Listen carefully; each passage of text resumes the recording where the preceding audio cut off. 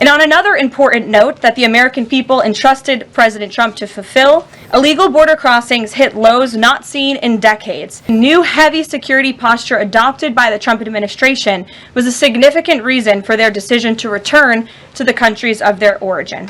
81% of Americans support deporting illegal migrant criminals from our nation's interior. And on another important note that the American people entrusted President Trump to fulfill, this administration's efforts to seal the border continue to prove extraordinarily successful. In President Trump's first month back in office alone, illegal border crossings hit lows not seen in decades, down 94% over the past year, while interior arrests are up 134%. And this past Saturday, this is a significant statistic that I wanted to share with all of you. There were only 220 illegal border crossings on Saturday. This is a 15-year low. Think about that in comparison to the amount of illegal border crossings we saw under the previous administration. Fox recently reported that a San Diego migrant shelter is closing its doors after saying they have not received new asylum-seeking families or individuals since January 20th. We all know what happened on January 20th, don't we? And yesterday, New York City Mayor Eric Adams announced that the massive Roosevelt Hotel migrant shelter in Manhattan will shut down in the next few months. We're also seeing a reverse migration effect. There are now verified reports from the Associated Press of migrants abandoning their journey to the United States and heading back home. This is the first time the Border Patrol has received these reports since 2020, during President Trump's first term.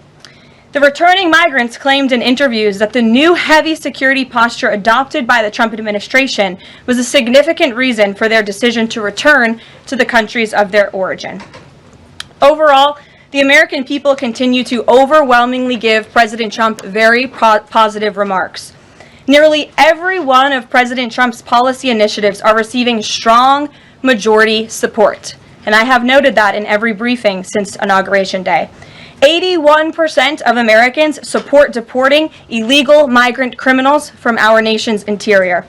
76% of Americans support the DOJ-led efforts of a full-scale investigation to find and eliminate fraud and waste in government expenditures. Again, this is from a Harvard-Harris poll, a very legitimate pollster.